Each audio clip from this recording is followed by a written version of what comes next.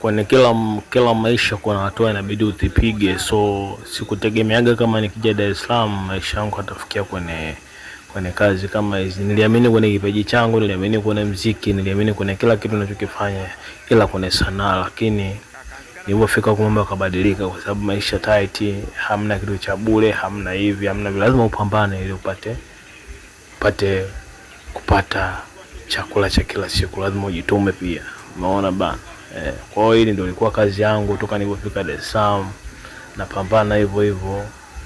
Kwa hiyo ndoto yangu ambayo nilikuwa nategemea sio ile niliyokuja kudondokea, lakini inabidi ufanye kwa sababu hamna kazi nyingine ya kufanya.